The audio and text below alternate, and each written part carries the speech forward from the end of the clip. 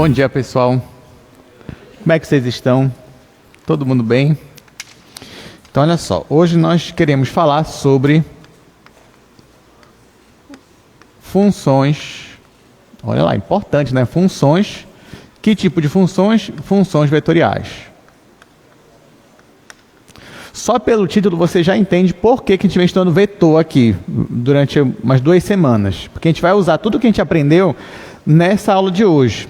Então, gente, vamos lá. No cálculo 1, como eu já comentei com vocês na primeira aula, você está acostumado com funções assim, ó. Uma função que vai de um espaço, pode ser os reais ou um subconjunto, não tem problema.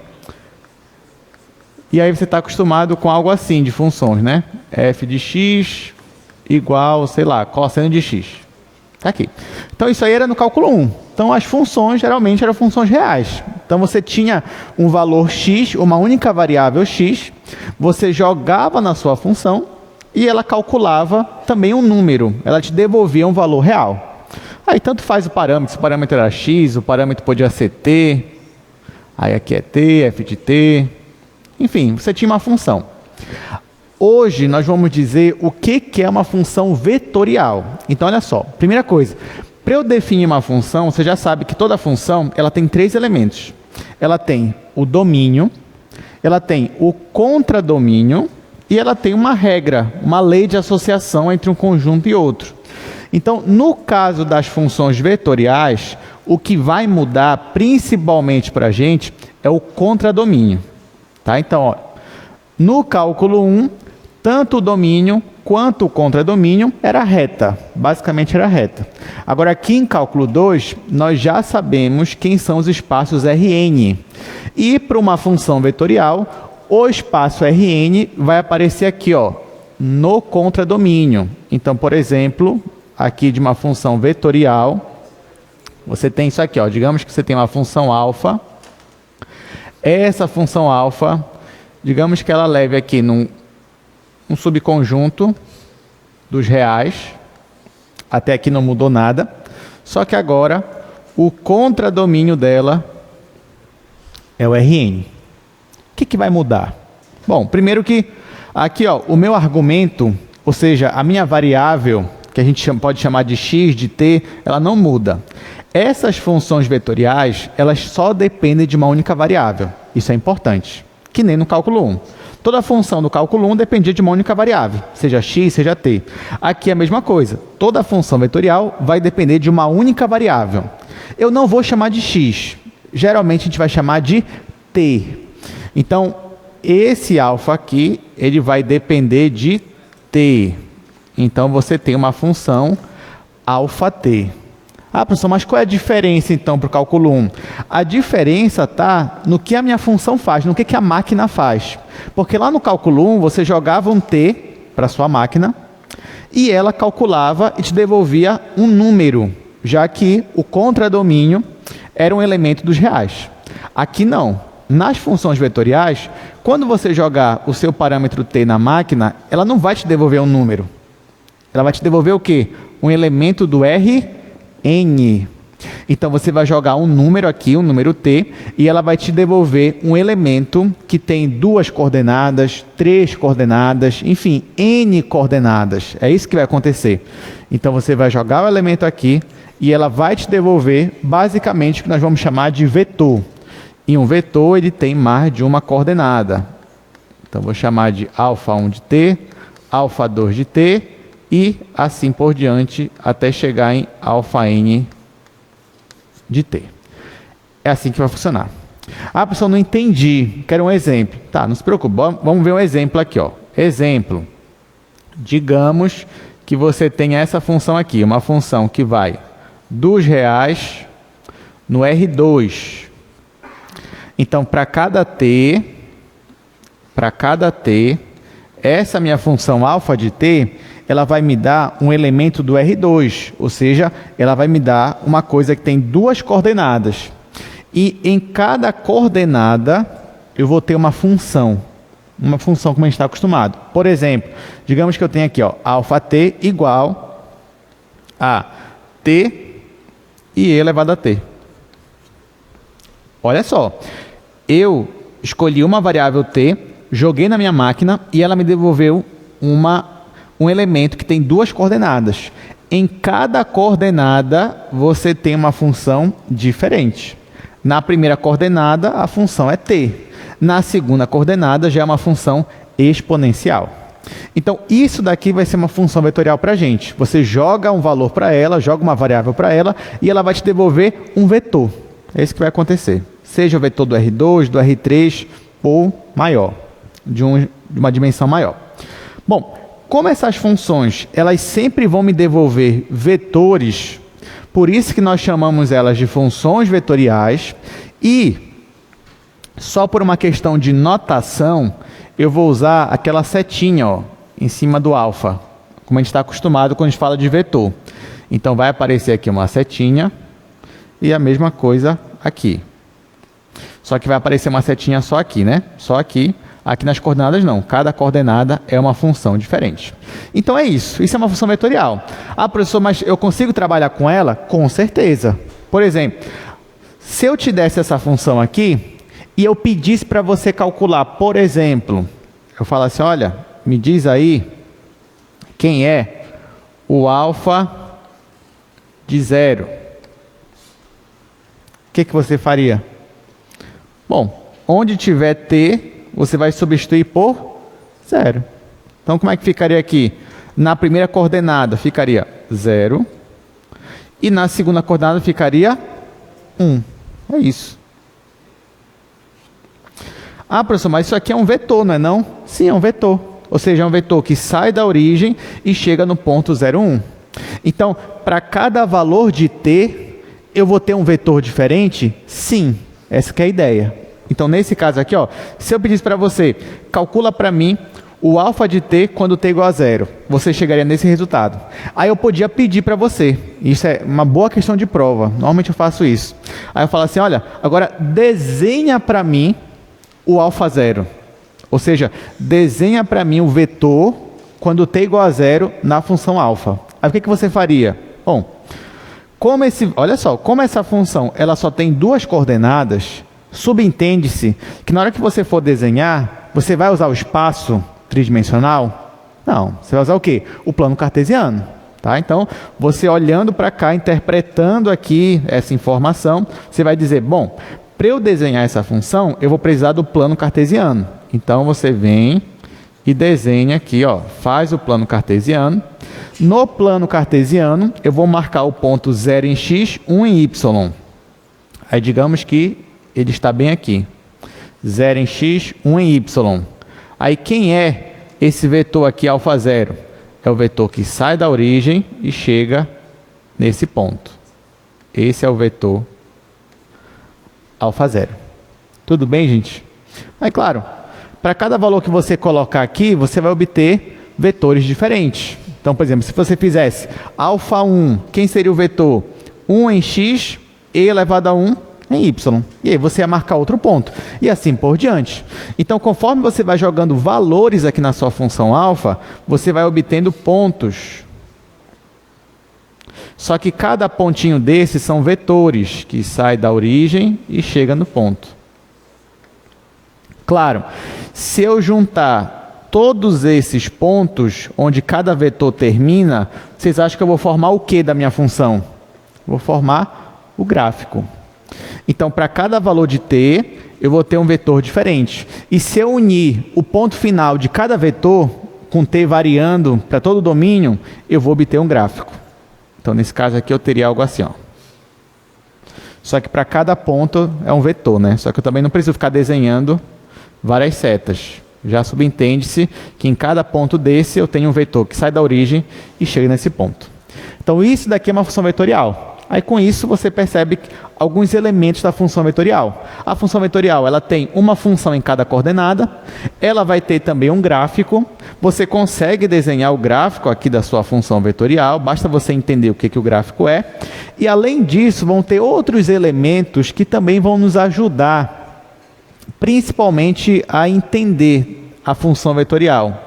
A entender qual é o tipo do gráfico, ou seja, que informação ela está me dando. Tá? Mas isso a gente vai ver ao longo da aula. Mas, basicamente, isso daqui já é uma função vetorial. Claro, eu dei um exemplo de uma função do R2, né? Que o contradomínio é R2, mas poderia ser R3, R4 e assim por diante. Alguma dúvida até aqui, gente? Tudo certo? Tá? Muito bem. Então vamos para o nosso slide, que eu quero explicar para vocês aqui alguns elementos da minha função vetorial. Vamos lá. Então, nós estamos na aula 7. Como eu falei, uma aula muito importante, pois nós vamos iniciar finalmente o assunto de funções. Então, alguns conceitos básicos primeiro. Olha só, eu já disse para vocês o que é uma função vetorial. Então, para cada parâmetro t, ela associa aqui um elemento do Rn, ou seja, um vetor de n coordenadas. Cada uma dessas coordenadas é uma função diferente. Pode ser uma função exponencial, pode ser uma função trigonométrica, pode ser uma função polinomial, enfim. Isso aí não tem limite para isso aí. Então vamos lá, ó. Exemplo, você tem essa função aqui, αt igual seno t, e elevado a t e módulo de t. Então nesse caso, gente, se eu pedisse para você, olha, desenha para mim o vetor α0, por exemplo. Aliás, determine quem é o vetor α0 desse exemplo aqui. O que vocês iam me responder nesse caso? 0 em x, 1 em y e 0 em z. Então, quem é o vetor α0? É o vetor 0, 1 e 0. E se eu pedisse para você desenhar, você ia desenhar ele onde? No R3, no espaço, porque ele tem 3 coordenadas. Muito bem. Então, qual é o domínio de uma função vetorial? Porque se você perceber, uma função vetorial ela é composta por mais de uma função. Em cada coordenada você vai ter uma função diferente. E aí, uma pergunta interessante é, beleza, qual vai ser o domínio de uma função vetorial? Aí aqui ele já nos dá a resposta. O domínio de uma função vetorial é a interseção dos domínios de cada função coordenada. Tá? Ou seja, se eu quisesse determinar o domínio desta função vetorial aqui, eu teria que primeiro descobrir o domínio de cada função que aparece aqui, ó. Por exemplo, gente, qual é o domínio da função seno? Vocês sabem? Domínio da função seno. Tem alguma restrição à função seno? Não. Então qual é o domínio? Todos os reais, isso mesmo. Qual é o domínio da função e elevado a t? Todos os reais. Qual é o domínio da função modular? Tem alguma restrição? Não, né? Então, todos os reais. Então, nesse caso, qual é o domínio da minha função alfa? É a interseção de todo mundo aqui. E qual vai ser a interseção nesse caso? Todos os reais. Muito bem. Então, aqui o domínio seria todos os reais. Vamos ver esse exemplo aqui que já está a resposta, tá? Ignora a resposta, finge que ela não existe aqui, ó, a resposta. E vamos avaliar por que o domínio é esse daqui, né? Olha só, eu tenho αt igual a essas 3 funções aqui agora. Cosseno t, raiz de t e t elevado a menos 1. Se você quiser analisar o domínio, você vai analisar de cada coordenada. Então, para a primeira coordenada, você tem uma função cosseno. Qual é o domínio da função cosseno? Todos os reais. Ok. Aqui, no meio, você tem raiz de t. Qual é o domínio da função raiz de t? São todos os reais não negativos, ou t maior ou igual que 0. E aqui, no final, gente, t elevado a menos 1, qual é o domínio disso daqui?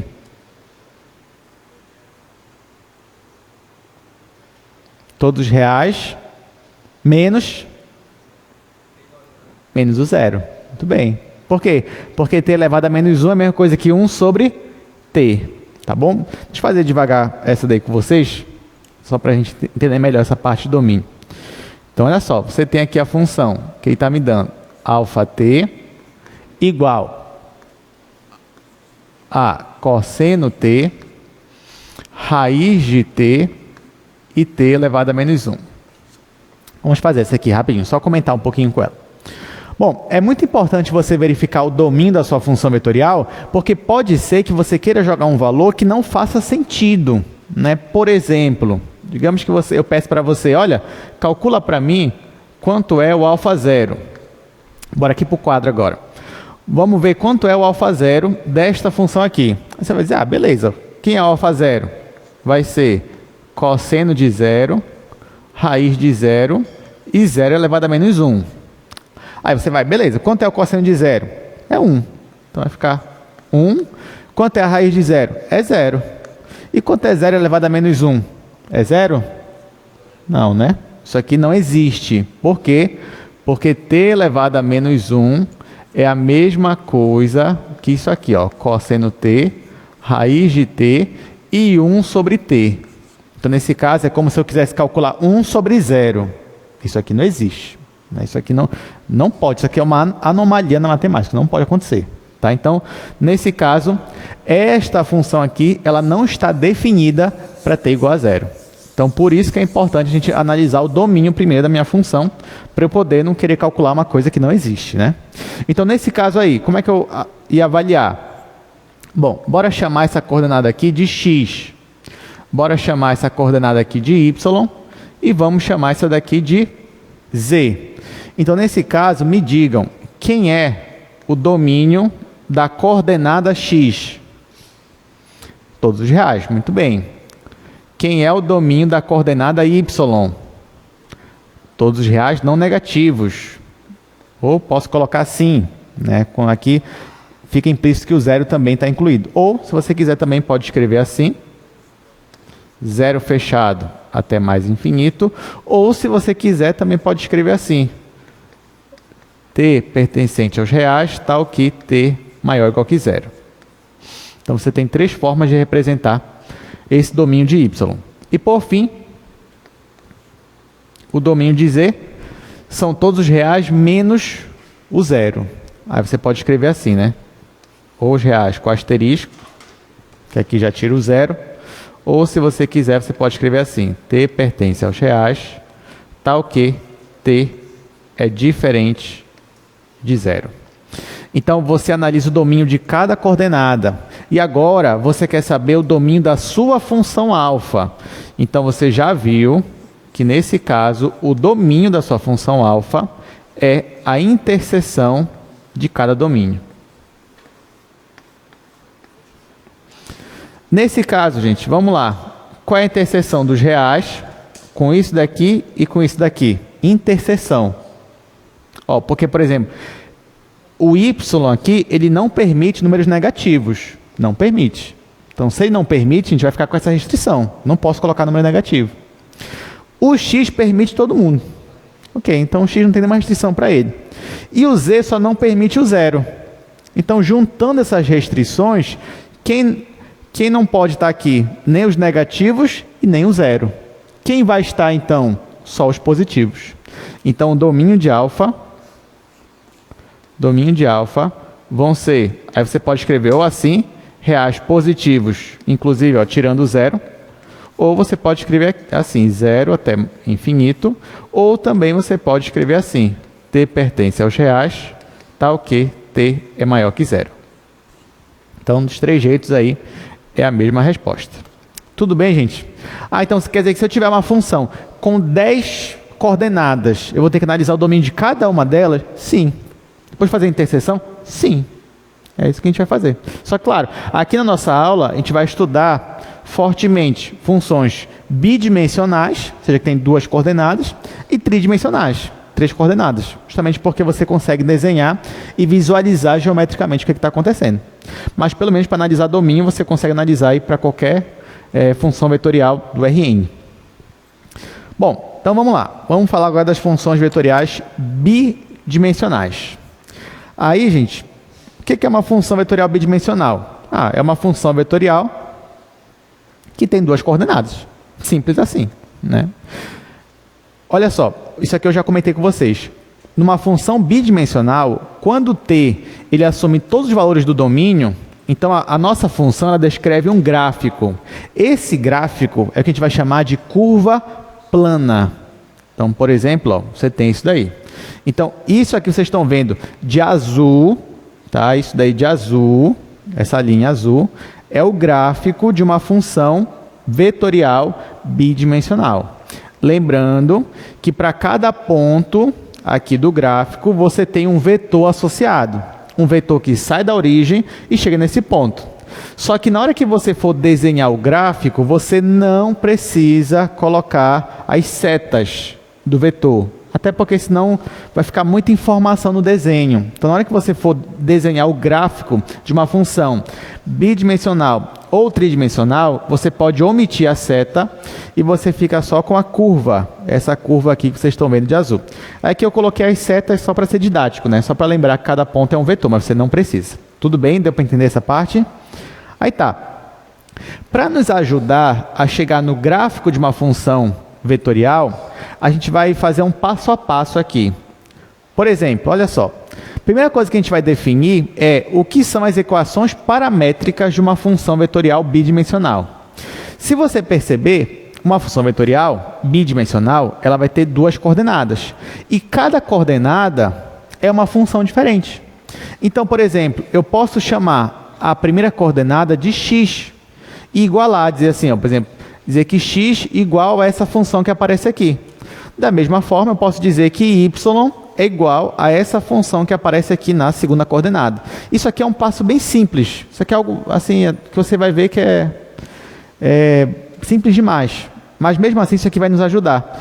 Quando eu faço isso daqui, ó, e separo as funções de cada coordenada, o que eu estou fazendo é determinando as minhas equações paramétricas da minha função. Então, exemplo, ó, se eu te pedisse assim, ó, se eu te desse esse exemplo aqui, que eu dei inicialmente, αt igual a t e e elevado a t.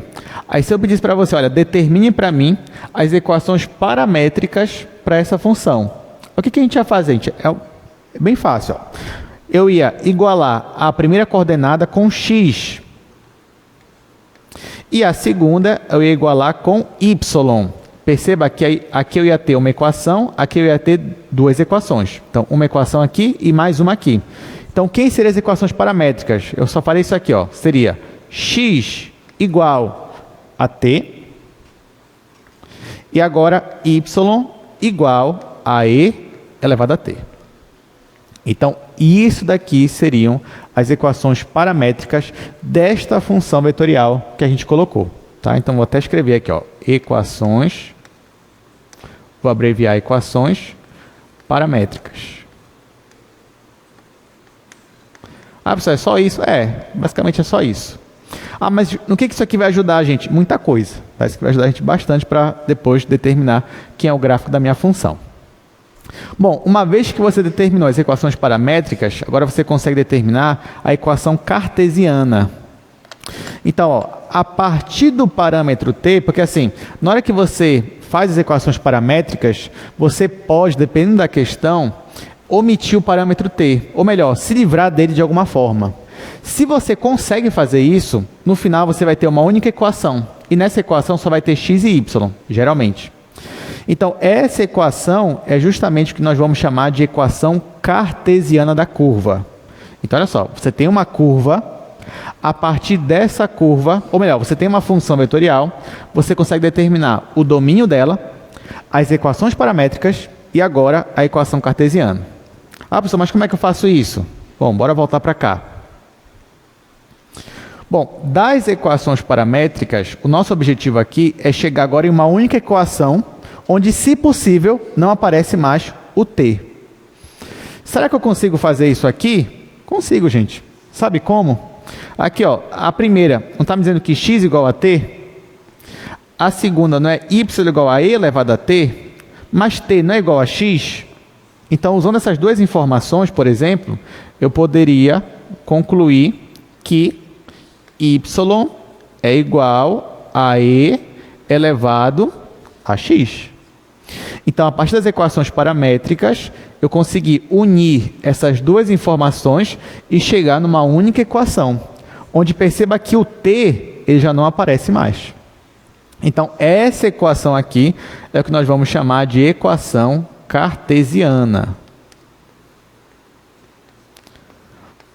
Outra estratégia também que você pode fazer para achar a equação cartesiana é simplesmente você isolar o t. Aqui ele já está isolado, né? Aqui você poderia fazer o log natural de y e isolar o t, depois igualava as duas equações. Enfim, mas no final você chegaria aqui nessa equação cartesiana.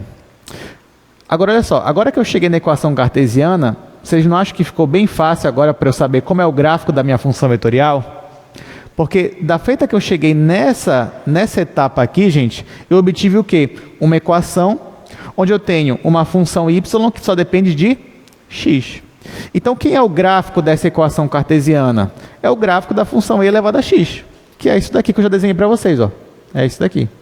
Então, como é que eu sabia que, por exemplo, para essa função vetorial, o gráfico dela era o gráfico da função elevada a x? Porque eu já tinha feito, né? A gente vai fazer de cabeça algumas vezes, as equações paramétricas, e já tinha chegado aqui na minha equação cartesiana. Tá? Então, a gente faz esses passos para quando eu chegar na equação cartesiana, eu saber, tá, então o gráfico ele é isso daqui. Tudo bem? Tá fácil até aqui? Então, a gente vai resolver alguns exercícios. Vamos lá, aqui eu trouxe bastante exercício, mas eu acredito que, mesmo com muito exercício, a gente ainda consegue resolver uma parte da prova no final da aula. Gente, eu não cheguei a falar para vocês, mas a gente ainda não está entregando a prova, a gente só vai entregar semana que vem, a segunda prova, tá bom? Apesar de que eu já corrigi, mas falta fazer o lançamento, mas semana que vem, na segunda-feira, você já vai poder pegar a prova 2. E a prova 1 está entregando normalmente, para quem ainda não pegou.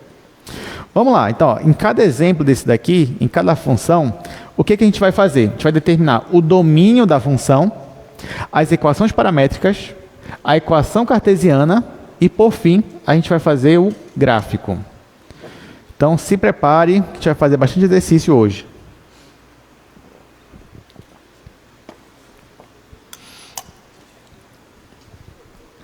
Então, vou começar aqui.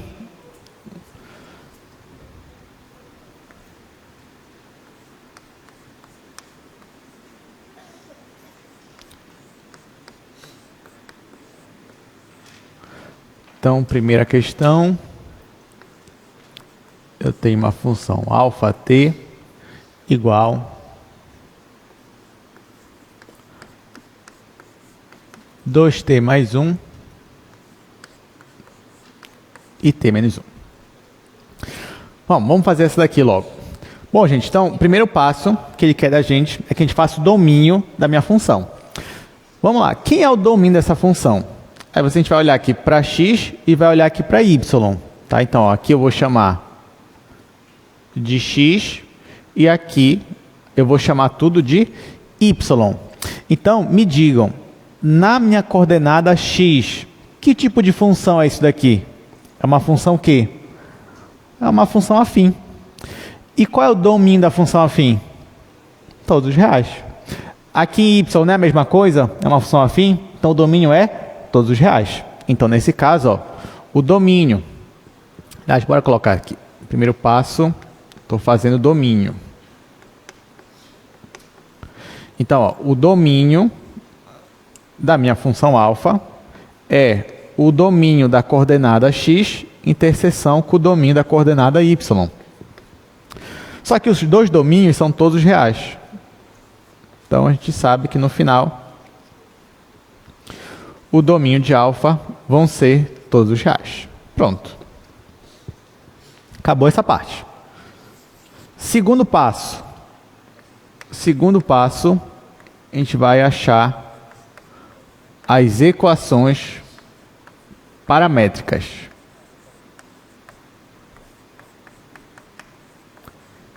Esse daqui é aquele passo mais fácil de todos, né? Por quê? Como é que eu acho as equações paramétricas, gente? Ó, aqui eu tenho duas coordenadas. Então, eu consigo, daqui, eu consigo fazer duas equações. Então, ó, eu faço x igual a 2t mais 1. Escrevo aqui, ó, x igual a 2t mais 1. Depois eu escrevo y igual a t menos 1. Acabou. Só isso aqui. Isso aqui são as equações paramétricas. Terceiro passo. O que nós queremos agora, a partir das equações paramétricas, é encontrar a equação cartesiana.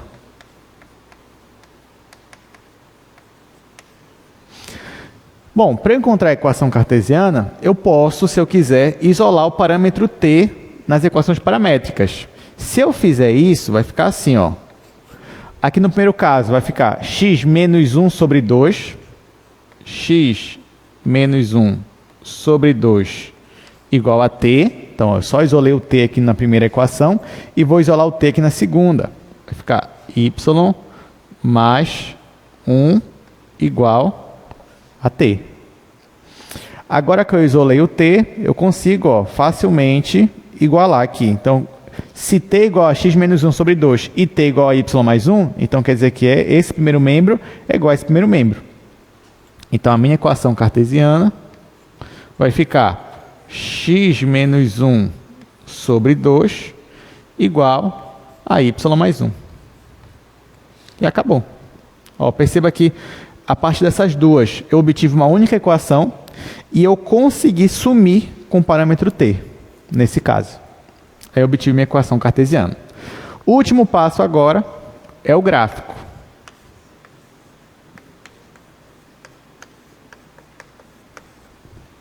Bom, eu vou usar a equação cartesiana para desenhar meu gráfico, tentar descobrir como ele é. Para isso, eu vou usar a estratégia, uma das mais óbvias, é isolar o y, para poder fazer isso aqui como uma função, y em função de x. Isolando o y, vai ficar assim, y igual. Aí aqui é a mesma coisa aqui, x sobre 2 menos 1 sobre 2. Esse mais 1 que aparece aqui, aparece no outro membro negativo. Então, aparece assim. Nesse caso, então, y é igual a x sobre 2 menos 3 sobre 2. Então, isso aqui é uma função conhecida, isso aqui é uma reta. Se eu conheço dois pontos dessa reta, eu consigo desenhá-la tranquilamente. Então, nesse caso, o que eu faço? Para x igual a 0, eu vou ter o ponto menos 3 sobre 2, que é menos 1,5. Então, vamos dizer que o 1 está bem aqui e vamos dizer que o 2 está bem aqui. Então, menos 1,5 está bem aqui. Então, isso aqui é um ponto da reta. Outro ponto da reta, se você reparar, ó, quando x igual a 3, você concorda comigo que se x é igual a 3, vai ficar 3 sobre 2 menos 3 sobre 2, que vai dar 0. Então, outro ponto dessa reta é o ponto 3 em x, 0 em y. Então, vamos lá, vamos ver onde é que está o 3 aqui. Aqui é o 1, aqui é o 2, aqui é o 3. Então, bem aqui seria o ponto 3, 0. Agora que eu tenho dois pontos da reta, basta eu unir esses pontos. E esse daqui, então, seria o gráfico daquela minha função vetorial bidimensional. Então, é simplesmente uma reta. Agora, vocês perceberam alguma coisa aqui que tem a ver com, acho que com a aula da semana passada? Pelo menos nessa questão aqui. Ó, no primeiro exemplo que eu dei para vocês, vocês não lembraram de alguma coisa aqui resolvendo isso daqui? Ó, essa parte aqui? Ou não lembraram nada? Alguém lembrou alguma coisa? O que vocês lembraram? Que é muito parecido com o quê? Com a equação da reta, com a equação simétrica. Muito bem. Equação simétrica, equação paramétrica. Então, olha só. Isso daqui que vocês estão vendo é a equação da reta, que a gente está acostumado. Ah, professor, quer dizer que toda função vetorial é uma equação da reta? Não. Não é isso que eu estou dizendo. Algumas funções vetoriais podem ser uma equação da reta. Quando? Quando o gráfico for uma reta. Tá? Mas nem sempre o gráfico vai ser uma reta. Eu acabei de dar um exemplo ali que o gráfico era de uma função exponencial. Mas nesse caso aqui, sim. Nesse caso, isso daqui é a equação da reta. Ó, tanto que eu posso arrumar isso daqui, gente. Posso escrever assim, ó. Poderia escrever isso aqui como sendo 1 mais 2t. E aqui, menos 1 mais 1t. Aí, se eu te perguntasse, quem é o ponto que aparece aqui? O ponto inicial? É o ponto 1 em x menos 1 em y. 1 em x menos 1 em y. Onde é que está 1 em x menos 1 em y? 1 em x menos 1 em y, no caso. 1 em x menos 1 em y. Só que aqui eu errei alguma coisa. 1 em x menos 1 em y. Eu acho que eu errei alguma coisa. Vamos só rever aqui. Porque, ó, se eu fizer a estratégia da equação da reta, tem que dar o mesmo gráfico, tá? Não pode mudar em nada. Então, eu acho que eu errei alguma coisinha. 2t mais 1, t menos 1. Deixa eu ver se eu errei aqui. Quando eu fui avaliar. X menos 1 sobre 2 está certo. Aqui, y mais 1 está certo. Quando eu joguei para cá, x menos 1 sobre 2. Y mais 1 está certo. Para cá, está certo. Não, está certo mesmo. Mas aqui esse ponto inicial tinha que estar da reta. Esse ponto aqui, ó, 1 e menos 1. 1 e menos 1. Ele não aparece aqui.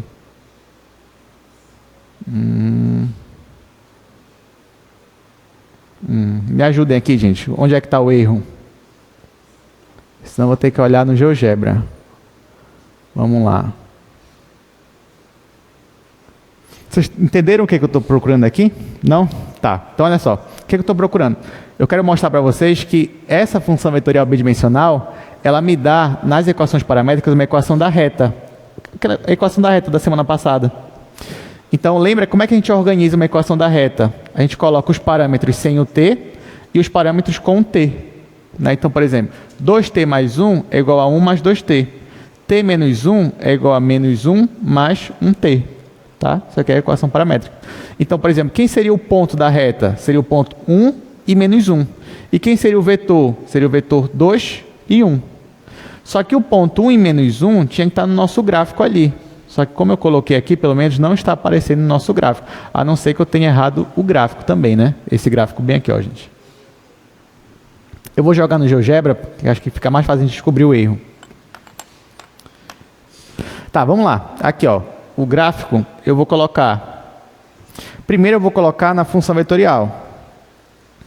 Vai ficar 2t mais 1, 2t mais 1 e t menos 1. Ah, não, mas está aqui. Apareceu certinho. Ó, agora apareceu o ponto 1 e menos 1. Então, eu errei, foi o gráfico. Está aqui. Onde foi que eu errei, então, aqui no gráfico?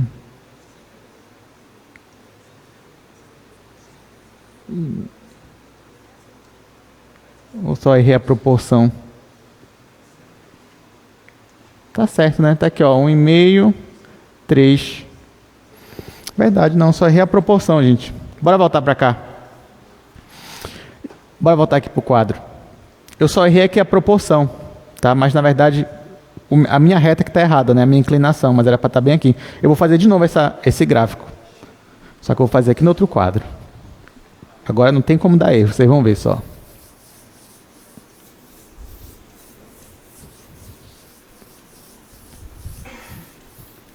Olha só, gente. Então, eu não errei nada ali até o gráfico, tá? Só o gráfico está desproporcional. Vamos refazer aqui o gráfico.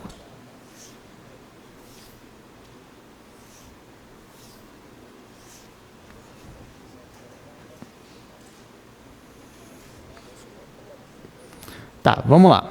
Eu marquei 2 pontos com vocês. O primeiro ponto foi o ponto 0 em x menos 1,5.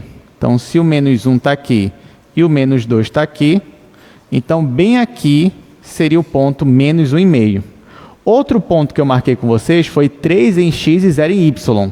Foi esse ponto bem aqui, ó. Agora sim. Quando eu for unir esses 2 pontos, vai ficar algo assim, ó.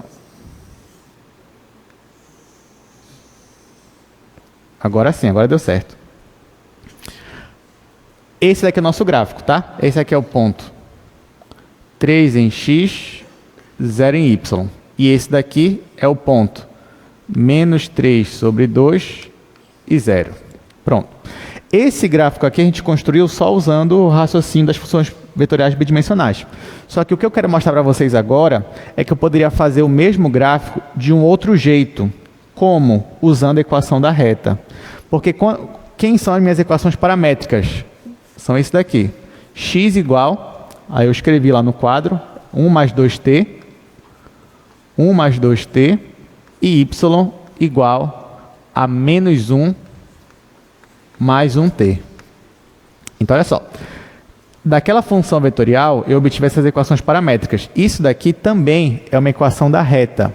Se eu te pedir quem é o ponto inicial daqui, o que você me responderia? O ponto inicial é 1 e menos 1.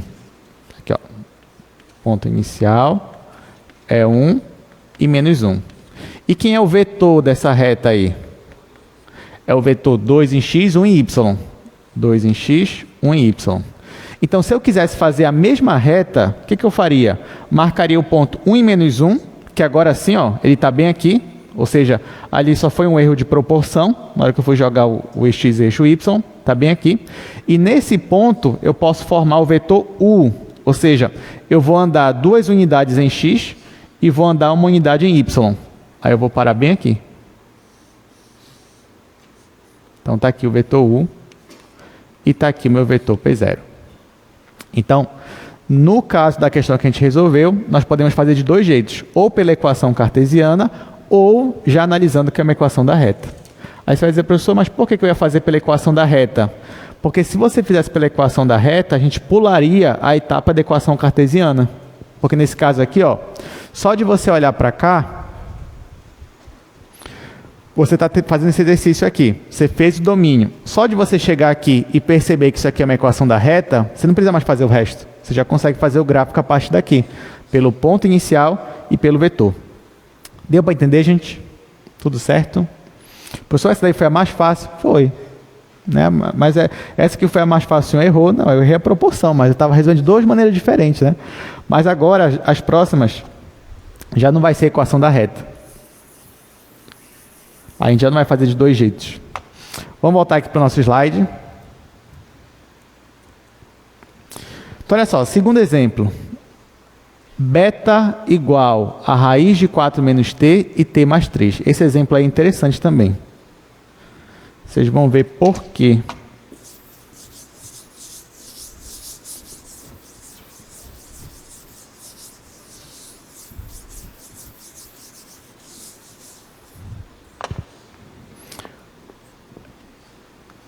Segunda questão.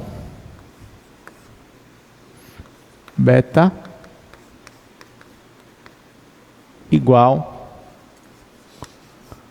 a raiz de 4 menos t e t mais 3. Vamos lá. A mesma ideia. Primeira coisa que a gente vai achar é o domínio. Então, aqui, ó, a primeira coisa que eu quero saber dessa função vetorial é o domínio. Para isso, vou chamar essa primeira coordenada de x e a segunda de y. Olhando logo para y, qual é o domínio da coordenada y, gente? Todos os reais. E as da coordenada x, vão ser todos os reais? Não, né? Isso, aí nesse caso aqui, ó, para x, eu vou ter que fazer 4 menos t, tem que ser o quê? Maior ou igual que 0. Tá? Então, na hora que eu for analisar o domínio, eu vou analisar o domínio da coordenada x e 4 menos t tem que ser maior ou igual que 0. Ou seja, t tem que ser menor ou igual que 4. Isso aqui é para x. Para y são todos os reais. Na hora que eu for fazer a interseção do domínio de y com o domínio de x, quem vai dar? O domínio de x. Tá? Então, nesse caso aqui, ó, o domínio de beta vão ser o pessoal que pertence aos reais, tais que t menor ou igual que 4. Tá? Esse aqui é o domínio. Vamos à próxima etapa, que são as equações paramétricas.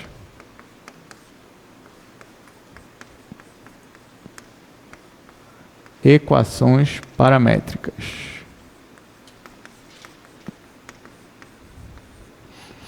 Bom, aqui é bem rápido, né? Então, aqui a gente só vai escrever x igual a raiz de 4 menos t, y igual a t mais 3. Isso daqui. Próxima etapa, equação cartesiana.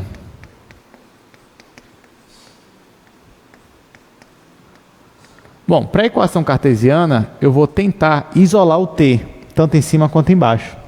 Para eu isolar o t aqui embaixo é muito fácil, né? Vai ficar y menos 3 igual a t. Para eu isolar aqui em cima, eu vou elevar todo mundo ao quadrado. Aí vai ficar assim. Vai ficar x ao quadrado igual a 4 menos t. Embaixo vai ficar y menos 3 igual a t. Aqui agora, para isolar mesmo, vai ficar... Aqui vai ficar t igual a 4 menos x². E aqui t igual a y menos 3. Pronto. Agora que eu isolei o t aqui na primeira equação e isolei o t na segunda, basta eu igualar as equações. Quando eu igualo as duas, vai ficar y menos 3 igual a 4 menos x². Então, essa daqui vai ser a minha equação cartesiana. E agora, para terminar, a gente faz o gráfico.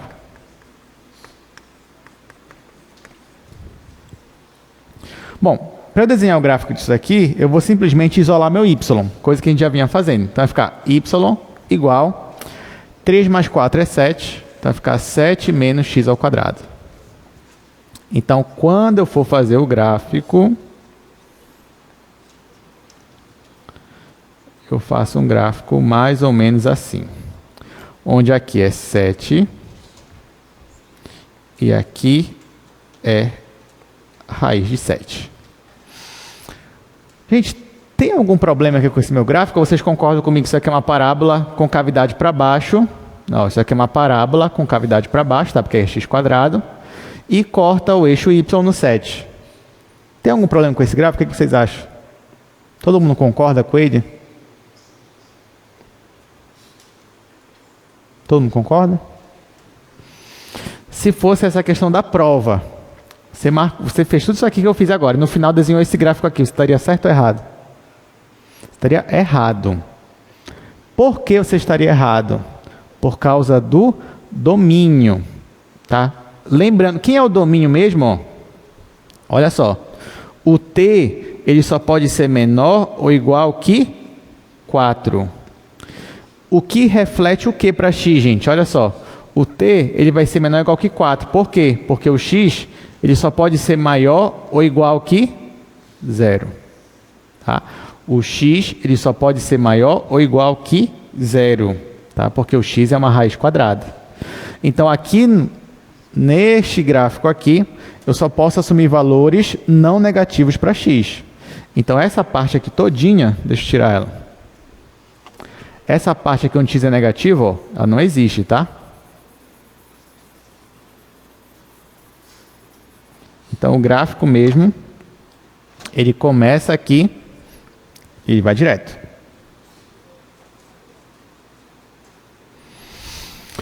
Conseguiram entender essa parte? Tá? Por que o gráfico só essa parte? Ok. Então é isso. Acabou essa questão. Vamos para a próxima.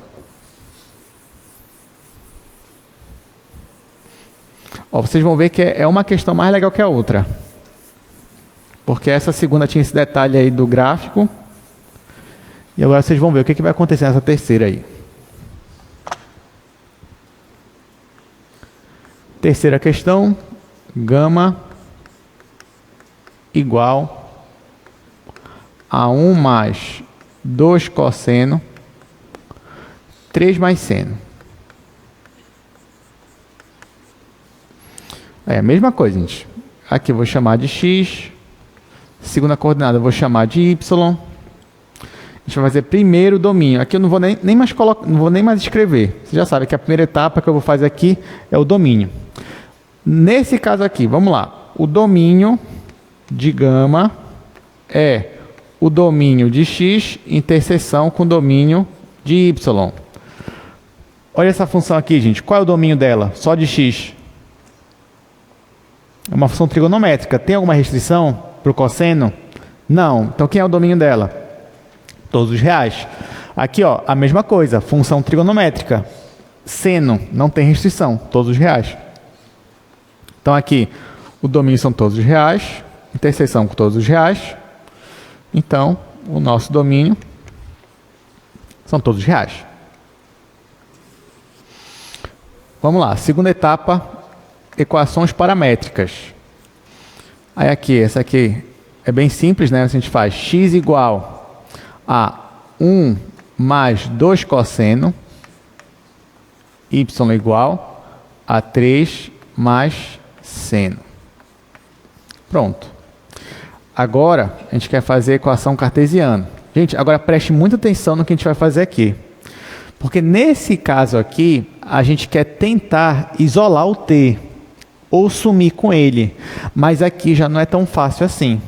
Porque se eu for isolar o t aqui, vai ficar x menos 1 sobre 2 arco cosseno. Aqui vai ficar y menos 3 arco seno. Na hora que você for querer juntar todo mundo, vai ser difícil para a gente enxergar qual é o gráfico. Então, eu não quero isolar por isolar. Eu quero isolar de uma forma, ou eliminar o t, de uma forma que eu consiga descobrir facilmente como é o meu gráfico. Como é que eu vou fazer isso? Aqui é uma questão de estratégia.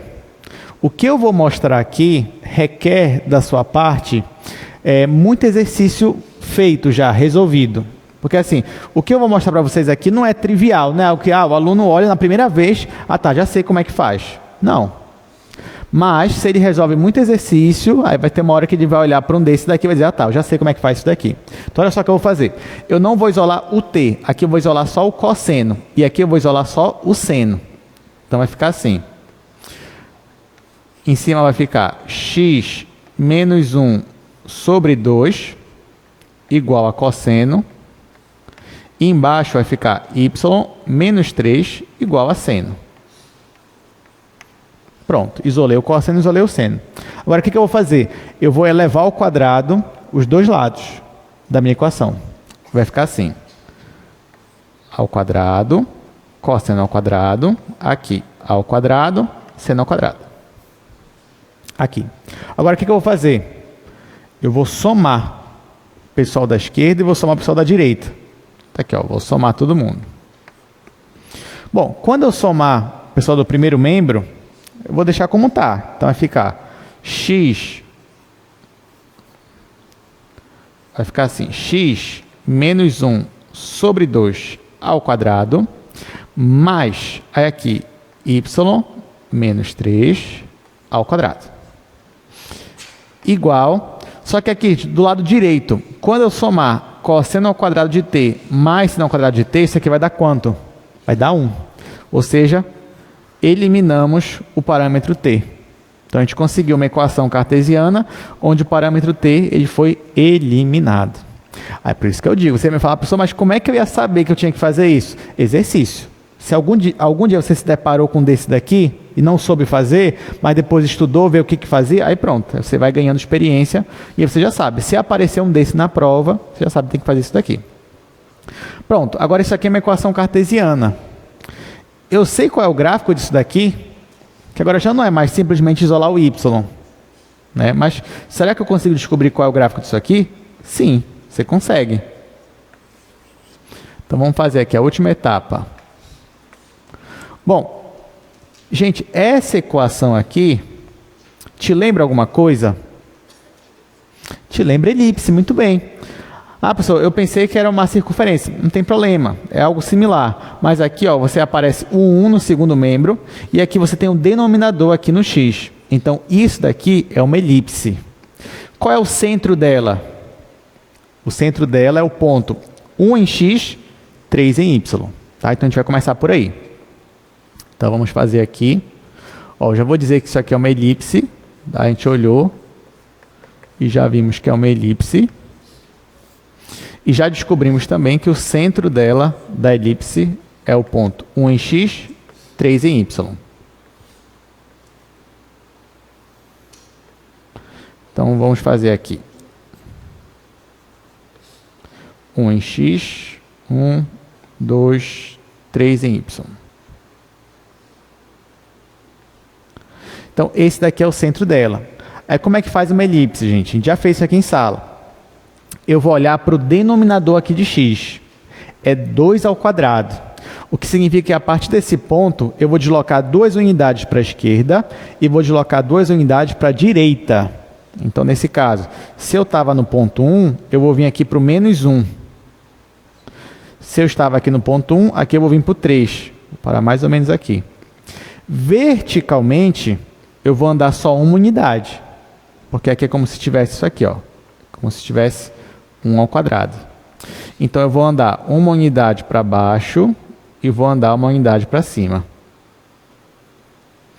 Então, isso daqui, esses pontos aqui, eu vou unir no formato de uma elipse. Então, esse daqui é o gráfico da minha função vetorial bidimensional. Alguma dúvida? Então, vamos para o quarto e último exemplo dessa parte. Esse quarto também é muito legal, né?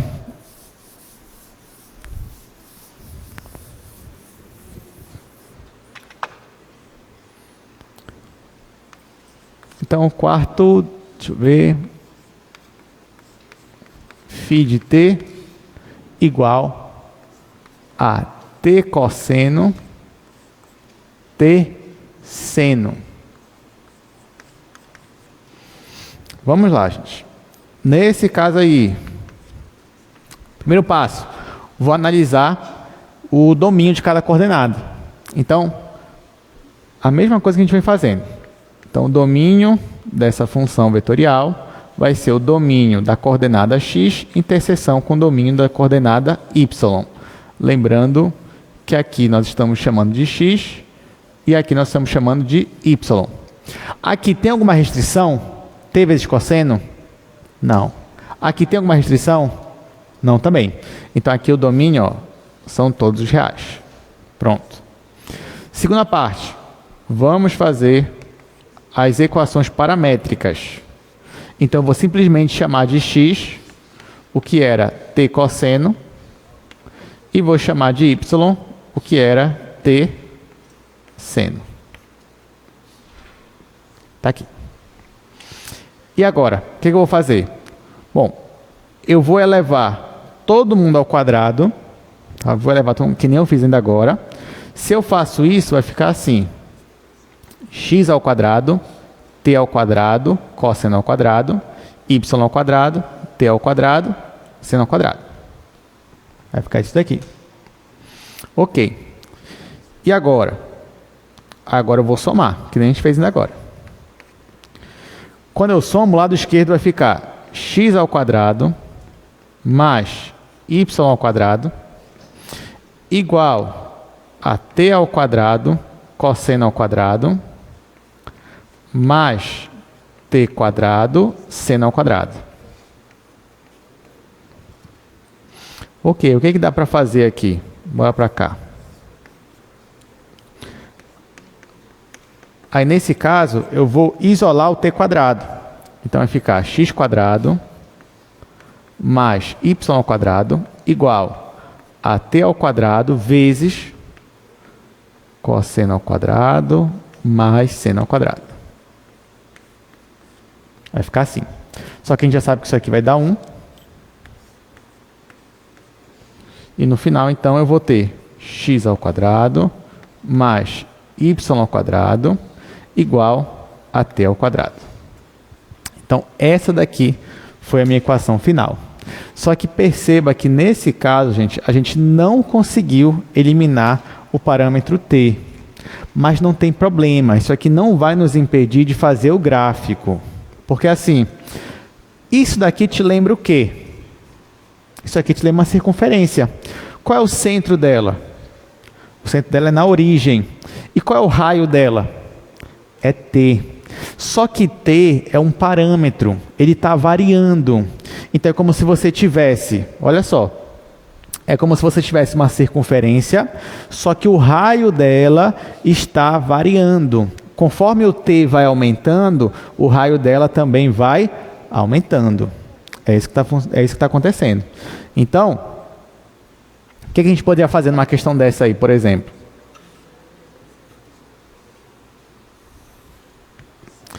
A gente olhou para cá e a gente já entendeu que isso aqui é como se fosse uma circunferência, só que o raio dela vai aumentando cada vez mais. Imagina, uma circunferência que o raio vai aumentando cada vez mais. Não entendi direito, pessoal. Eu sei que o raio vai aumentando, mas e aí? Aí outra coisa que a gente poderia fazer é marcar alguns pontos, né, para essa circunferência entre aspas. Por exemplo, quando t igual a 0, aqui você vai ter 0 e 0. Está aqui. Você vai ter 0 e 0. 0 e 0 é a minha origem. Agora, joga outro valor aqui de t. Sei lá, vamos jogar t raiz de 2 sobre 2. Por que eu joguei esse valor? Porque eu sei quem é o cosseno, ou melhor, desculpa, né? Raiz de 2 sobre 2 já é o resultado. Bora jogar o ângulo aqui. Vamos jogar t igual a π sobre 4, por exemplo. Se eu jogar, ó, e eu estou aumentando t. Eu começo com t igual a 0, aí vou aumentar para t igual a π sobre 4. Quando eu jogo t igual a π sobre 4, o cosseno e o seno fica raiz de 2. Né? Aí vai ficar raiz de 2 vezes π sobre 4. Aí eu vou ter isso daqui. Eu vou ter para π sobre 4, eu vou ter esse vetor aqui, ou seja, π sobre 4 raiz de 2, π raiz de 2 sobre 8, e aqui π raiz de 2 sobre 8. Eu vou ter um ponto mais ou menos por aqui. Mais ou menos por aqui. E aí eu vou jogando pontos. Por exemplo, poderia jogar aqui e perceba que como eu tenho uma função cosseno e seno, então é interessante para a gente jogar ângulos que a gente conhece o cosseno e o seno. Por exemplo, bora jogar o t igual a π sobre 2. Isso é importante. Se eu jogo t igual a π sobre 2, o meu cosseno vai dar 0. O meu seno vai dar 1. E aí eu vou ter 0 em x, π sobre 2 em y. Eu ia ter algo mais ou menos por aqui. Enfim, gente, a gente poderia ir jogando valores para t, e para cada t com valor maior, o raio da minha circunferência ia aumentando cada vez mais, e eu ia rotacionando aqui, eu ia ficar rotacionando aqui nesse meu plano cartesiano. Como é que eu sei disso? Na verdade, a gente ia conseguir ter um entendimento melhor disso daqui se a gente usasse coordenadas polares. Porque isso aqui, na verdade, é uma equação polar, se a gente for reparar. Isso aqui a gente está falando que o raio é igual ao ângulo polar, mas isso é uma discussão para depois. Mas isso não impede a gente, para entender mais ou menos o que está acontecendo. Então, o que a gente tem aqui? A gente tem uma curva que seria uma circunferência, só que, na verdade, ela está rotacionando e o raio dela está cada vez maior. É isso que está acontecendo. Você já conseguiu imaginar qual é a figura que vai dar aqui? Pensa numa circunferência entre aspas, né? Alguma curva que ela vai rotacionando, só que o raio dela vai aumentando cada vez mais. O que isso vai dar, gente? Vai dar uma espiral. Então seria algo mais ou menos assim. E ela vai embora. Né? Isso aqui seria o gráfico aqui da nossa espiral.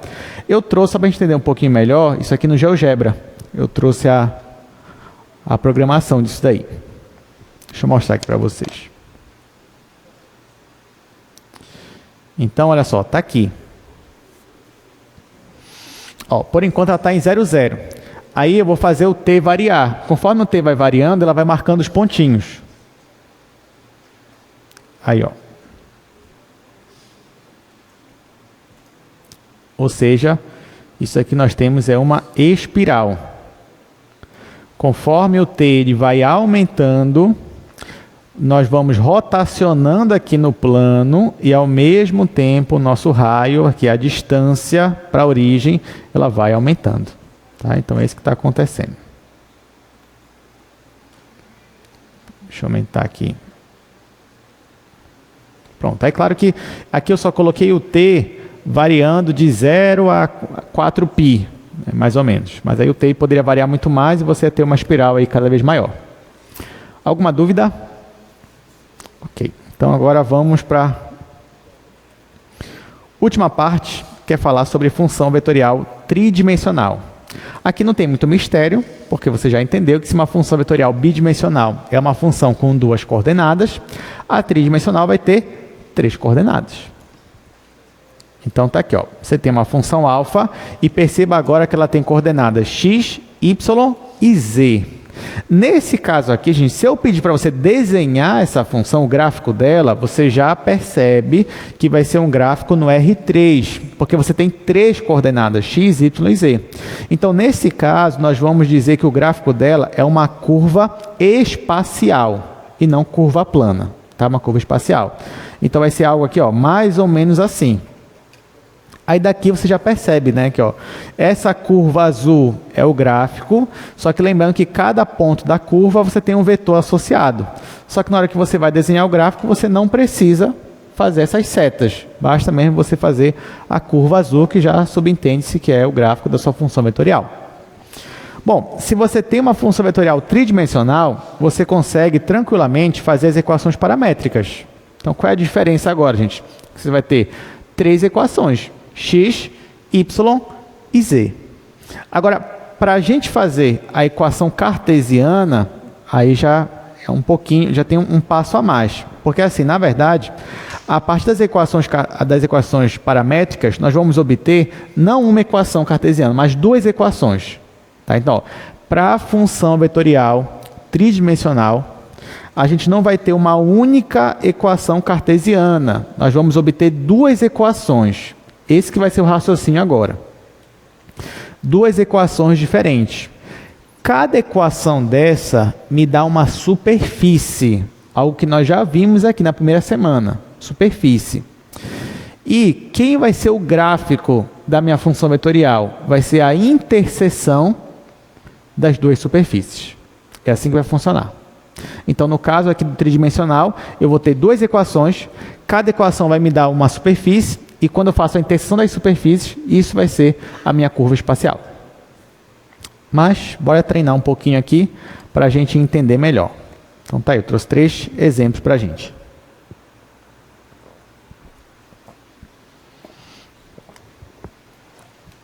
Então, bom, vou começar aqui já.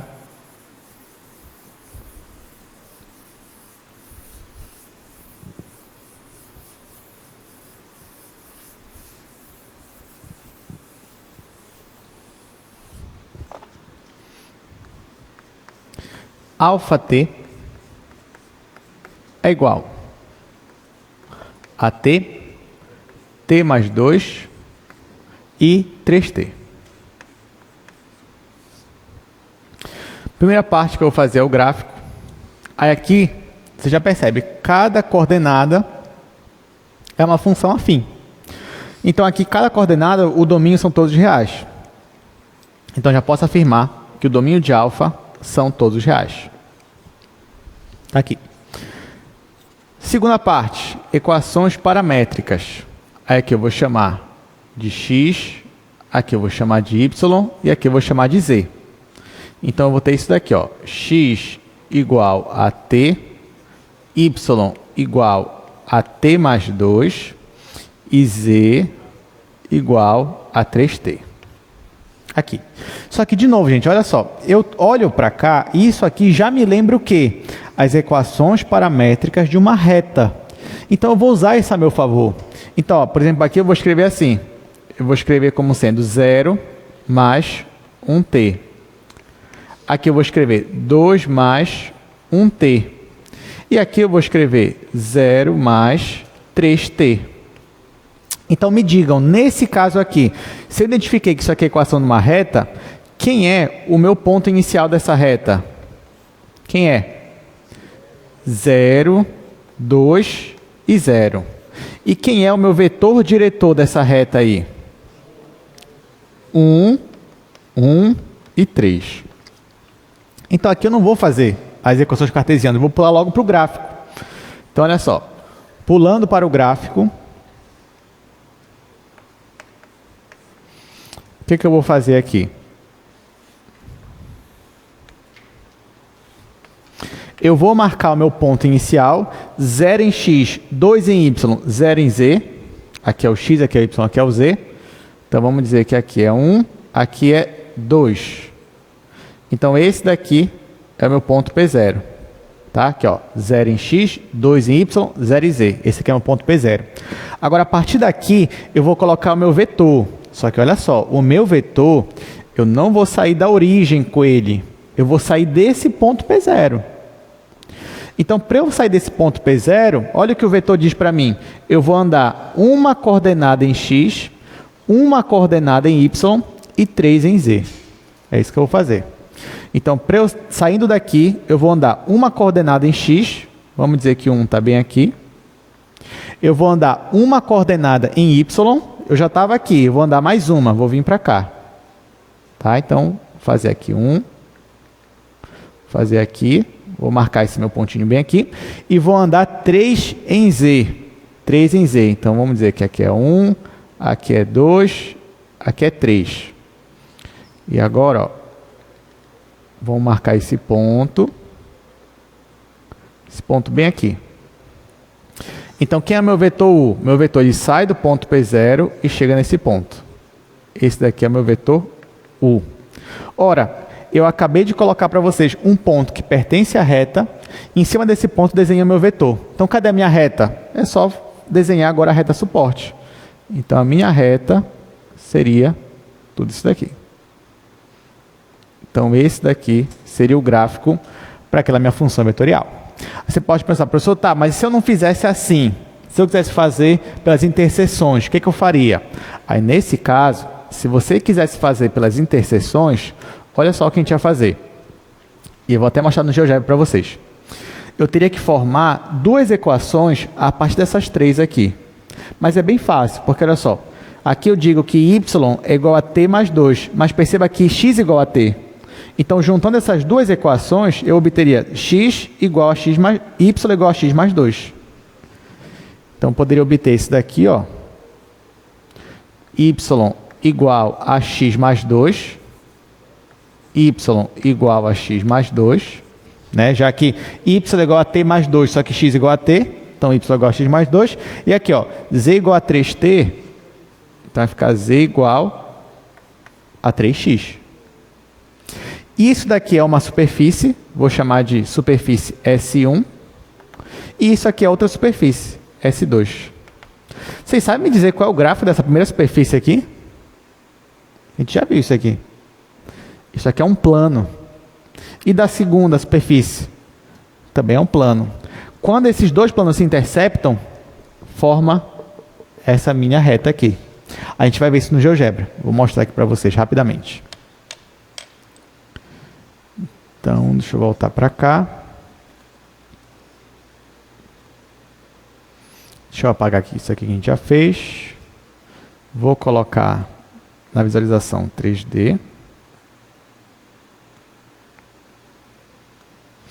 Olha só, gente. Eu vou colocar os dois planos, que é y igual a x mais 2. Ó, isso aqui me deu um plano. Está aqui o plano. E agora eu vou colocar o plano z. Opa, diga.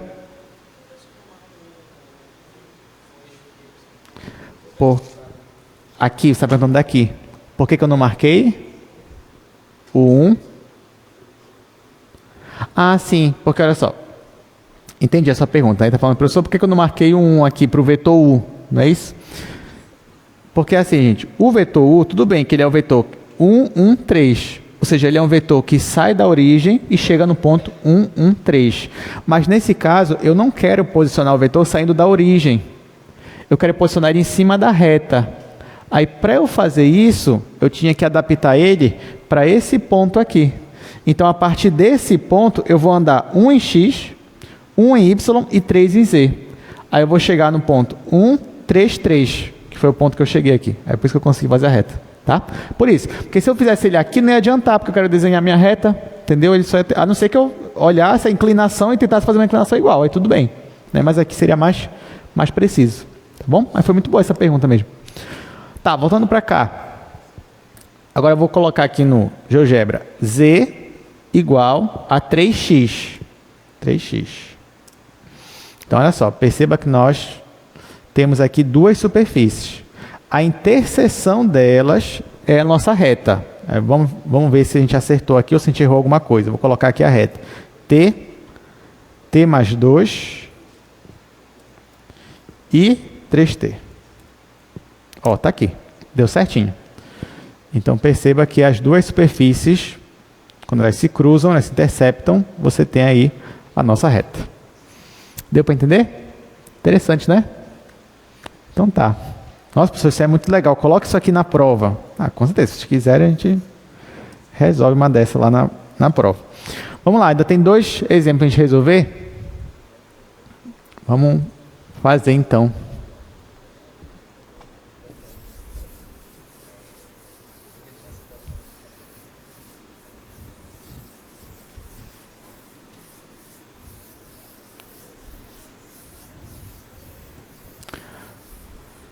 Vamos lá. Segundo exemplo, eu tenho beta igual a 1 mais cosseno t, 1 mais seno t e 3 mais 2 cosseno t. Então, vamos lá. Aqui, não vou perder muito tempo, o domínio do beta são todos os reais, porque aqui, essa função todos os reais, todos os reais, todos os reais. Então, domínio todos os reais. Vamos fazer agora as equações cartesianas. Então, eu faço x igual a 1 mais cosseno, y igual a 1 mais seno, e z igual a 3 mais 2 cosseno. Olha só, gente. Isso aqui é uma função tridimensional. Para eu fazer o gráfico disso daqui, eu vou ter que determinar duas superfícies. Para isso, eu vou combinar, eu tenho 3 equações, eu vou combinar 2 a 2. Então, por exemplo, eu vou escolher aqui a primeira equação e a segunda. Eu vou combinar e tentar achar uma equação para ela. Depois eu escolho mais 2 e acho uma outra superfície. Essa é a nossa estratégia. Então, por exemplo, aqui, eu vou escolher, por exemplo, essas duas aqui, ó. Eu vou trabalhar só com essas duas equações primeiro. Aí, olhando só para essas duas, eu vou isolar o cosseno e isolar o seno. Aí vai ficar x menos 1 igual a cosseno. E aqui, y menos 1 igual a seno. Você já imagina o que a gente vai fazer, né? A gente vai levar ao quadrado. E a gente vai somar. Quando a gente fazer isso daqui, o que vai acontecer? Vai ficar do lado esquerdo. X menos 1 ao quadrado mais y menos 1 ao quadrado igual a 1. Isso daqui é a nossa primeira superfície. Aí eu vou chamar isso aqui de S1. Que superfície é essa? Vocês sabem? A gente já viu ela. Isso aqui, ó, se fosse no plano cartesiano, isso aqui seria o quê, gente? Seria uma circunferência. O centro dela está na origem? Não, está no ponto 1 em 1. Mas isso aqui não é no plano cartesiano, é no espaço. Então isso aqui é o que, essa superfície? É um cilindro. Então isso aqui é um cilindro. Agora vamos ver uma segunda superfície. Para isso, eu já combinei a primeira com a segunda equação. Agora eu vou combinar outras duas. Então nesse caso aqui, ó, perceba que aparece o cosseno aqui e o cosseno aqui. Então seria interessante eu combinar a primeira equação com a terceira equação. Aí o que eu vou fazer para combinar a primeira com a terceira? Eu posso isolar o cosseno, nesse caso. Aí vai ficar assim, ó. Combinando as duas, vai ficar x menos 1 igual a cosseno, aqui em cima, e aqui embaixo vai ficar z menos 3 sobre 2 igual a cosseno. Ó, perceba que nesse caso aqui eu consigo, isolando o cosseno, igual agora, e eu vou sumir com o parâmetro t de novo. Aí vai ficar assim, ó. Aí eu vou ter minha segunda superfície. Vai ficar z menos 3 sobre 2 igual a x menos 1. Aí que eu posso arrumar um pouquinho, né? Vamos colocar o 2 para lá multiplicando. Aí arrumando vai ficar z igual a 2x. Aqui vai ficar menos 2 mais 3 mais 1. Tá? Então, essa daqui é a minha segunda superfície. Essa segunda superfície é o quê? Vocês sabem? É um plano. Né? Então, aqui eu tenho um cilindro e aqui eu tenho um plano. A interseção deles vai me dar o gráfico da minha função vetorial. Aí tá, último passo agora. Eu venho aqui e vamos tentar desenhar essas superfícies. A primeira que eu vou desenhar é essa daqui, é o nosso cilindro. Então eu vou marcar o ponto 1, 1 e 0. Aí bora dizer que 1 está aqui. Vamos dizer que 1 está por aqui. Esse aqui seria o centro. Quanto é o raio da minha circunferência? O raio é 1 também. Então, seria algo mais ou menos assim, ó, encostando aqui.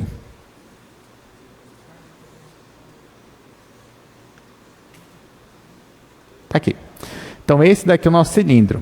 Agora, vamos olhar para a segunda superfície. Olha só, é Z igual a 2x mais 1. Z igual a 2x mais 1. Aqui aparece o y, gente? Não aparece.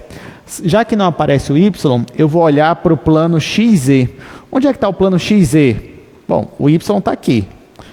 O x está aqui, o y está aqui e o z está aqui. Então, o plano XZ está aqui, ó, plano XZ. No plano XZ, eu vou desenhar uma reta. Crescente ou decrescente? Crescente. Ela vai cortar o eixo Z em qual ponto? Ponto 1. Muito bem. Então, ó, aqui no plano XZ, eu vou desenhar uma reta crescente, cortando o eixo Z no ponto 1. Então, eu poderia fazer algo mais ou menos assim. Está aqui o ponto 1. Então, eu poderia imaginar aqui uma reta cortando. Pronto. Então, aqui, ó, eu desenhei uma reta no plano XZ e desenhei meu cilindro. Gente, o que acontece, agora fica até mais fácil de imaginar, quando você tem um cilindro, e aqui eu só desenhei a reta, mas a gente sabe que isso aqui não é uma reta, isso aqui é um plano. Então, eu vou fazer aqui o plano agora. Então, o que acontece quando você tem um cilindro e ele é cortado por um plano? Que figura dá isso, gente? Você consegue imaginar? Vai dar... a pessoa vai dar uma circunferência? Se o plano fosse de forma transversal, daria uma circunferência. Mas é um plano inclinado. Então, vai dar o quê? Uma elipse. Tudo bem. Então, você tem mais ou menos algo assim. Tá? Claro que isso aqui é só um esboço, né? A gente não está fazendo de maneira muito criteriosa, mas a gente sabe que vai dar mais ou menos uma elipse assim.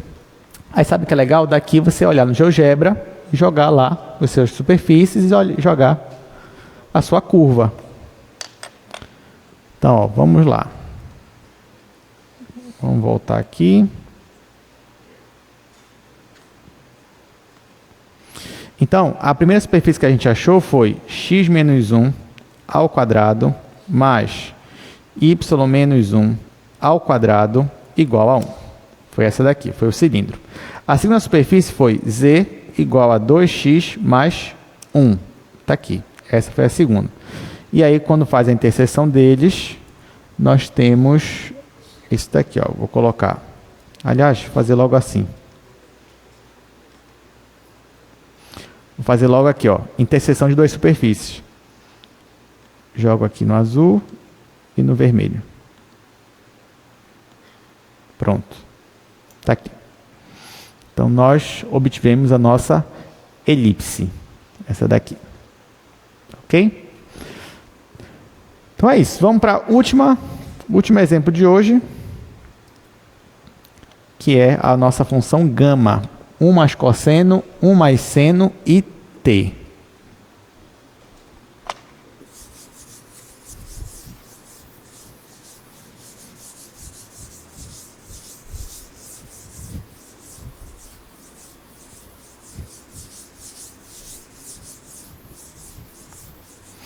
Depois desse exemplo, só vou comentar um pouquinho a prova com vocês.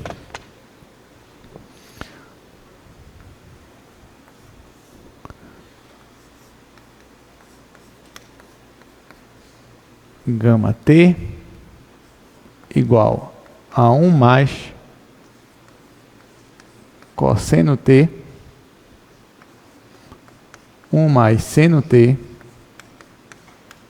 e t. Pronto, domínio aqui da minha função gama. Aqui não tem nenhuma restrição e nenhuma coordenada, então você já sabe que o domínio são todos reais. Além disso, vamos fazer aqui agora no quadro as equações paramétricas. Vai ficar x igual a 1 mais cosseno, y igual a 1 mais seno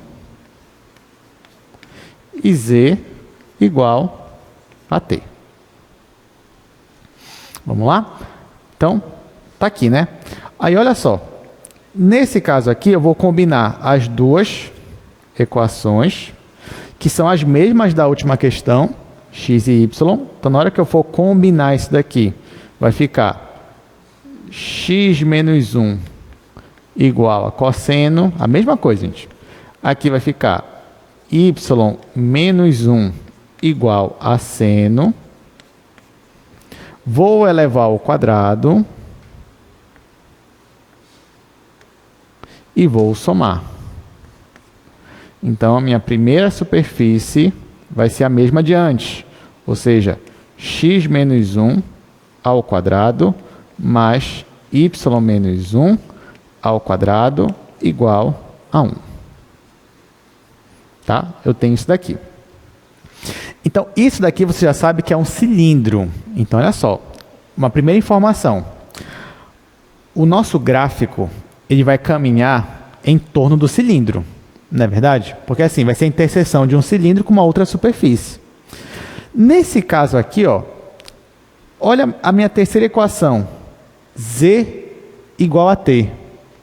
Então, se z é igual a t, então é porque conforme o t, por exemplo, vai aumentando, então o seu z, que é a altura, também vai aumentando. Conforme o z ele vai diminuindo, a sua altura também vai diminuindo. Então é como se você tivesse, sabe aquela espiral que a gente teve antes, naquela questão?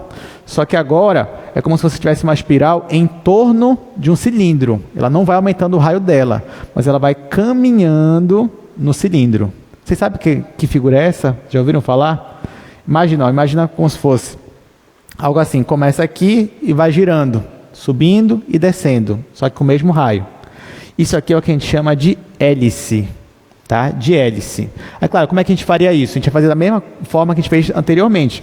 A gente desenharia o cilindro, tentaria jogar alguns pontos e ver qual é o comportamento. Aí a gente ia perceber que a nossa função ali, nosso gráfico, ele ia estar rotacionando, só que numa altura diferente, ou subindo ou descendo. Aí eu já trouxe ele também no GeoGebra, para a gente entender melhor. Já trouxe aqui. Isso aqui é o que a gente chama de hélice.